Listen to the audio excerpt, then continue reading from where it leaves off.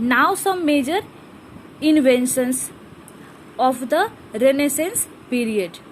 First, flying shuttle.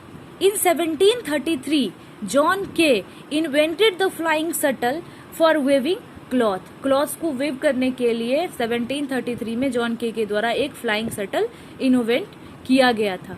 This enable the weavers to weave twice as fast as before. जो अभी तक हाथ से वेविंग होता था, अब इस मशीन के हेल्प से वो उतने ही टाइम में दोगुना क्लॉथ को वेव कर सकते थे. Next, spinning Jenny. James Hargreaves invented the spinning jenny. This device could be operated by one person and spin as much as 8 thread at the same time instead of one. कहा जा रहा था कि spinning jenny जो था उसको एक person operate कर सकता था and spin as much as 8 thread at the same time instead of one. जहाँ पे एक थ्रेड को स्पिन किया जाता था, अब वही एक पर्सन उतने ही टाइम में 8 थ्रेड को स्पिन कर सकता. This is the spinning jenny machine. Next, water frame.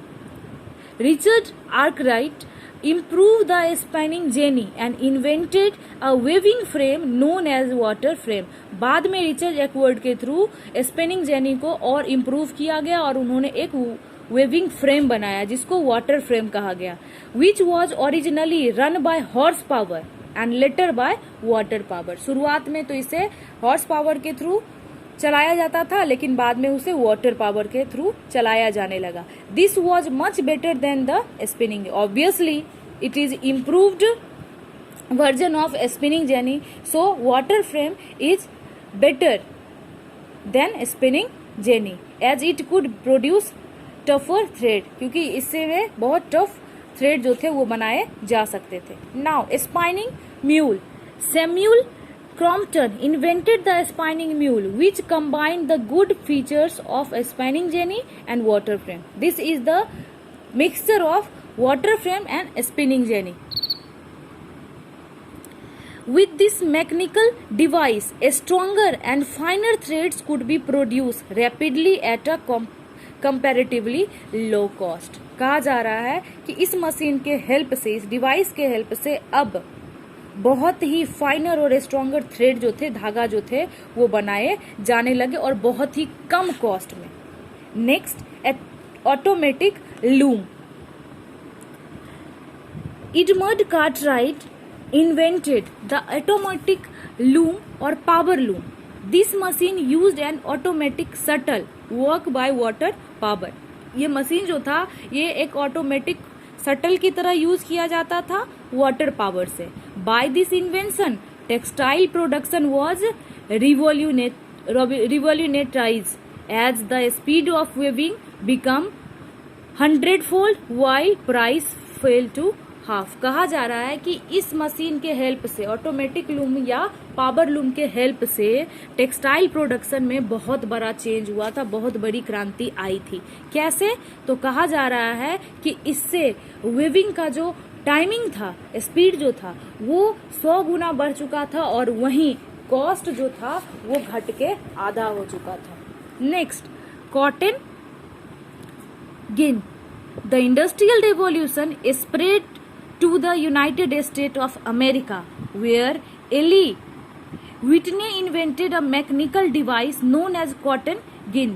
कहा जा रहा है कि इंडस्ट्रियल रिवॉल्यूशन जब United state of America USA में स्प्रेड हुआ था तो वहां पे एक साइंटिस्ट के थ्रू कॉटन गिन को इन्वेंट किया गया था. और ये डिवाइस था क्या? This could separate the cotton seed from the fibres of the cotton ball. Cotton ball से कॉटन सीड्स को अलग किया जाता था, जो बिफोर इंडस्ट्रियल रिवॉल्यूशन हाथ से किया जाता था, जो टाइम टेकिंग मेथड होता था. लेकिन with the help of cotton gin अब कॉटन सीड्स को कॉटन बॉल से आसानी से हटा लिया जाता था.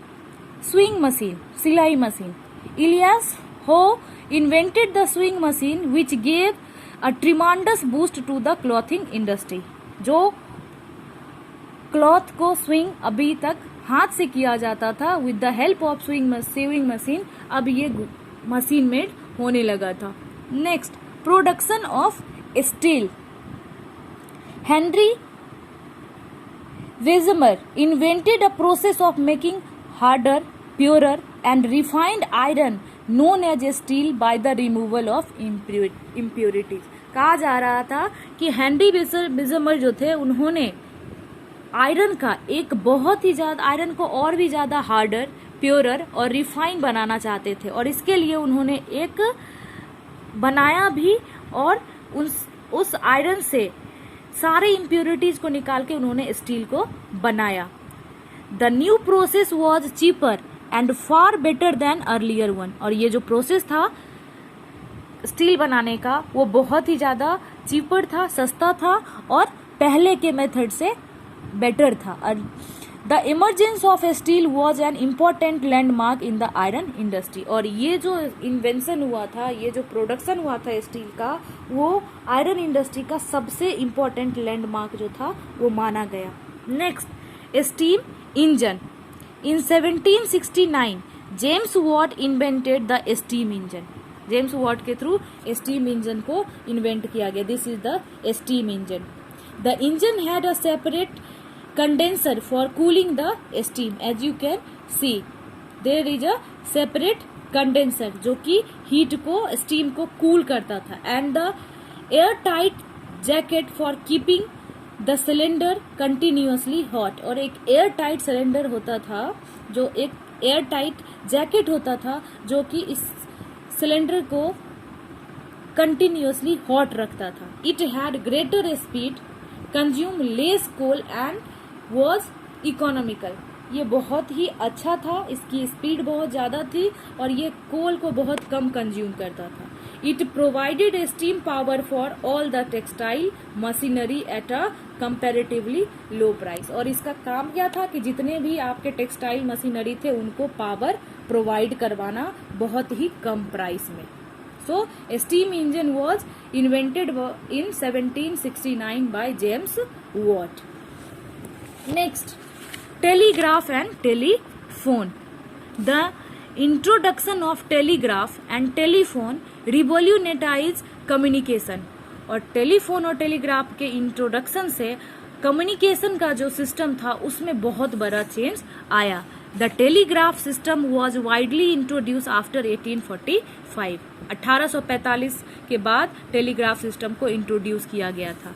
And undersea cable was set up in the Atlantic Ocean in 1866. 1866 में एटलांटिक ओशियन में एक अंडर सी केबल को सेटअप किया गया था. Alexander Graham Bell invented the telephone in 1876. ये सब तो हम लोग पहले भी पढ़ चुके हैं. दस all the above invention made England the workshop of Europe.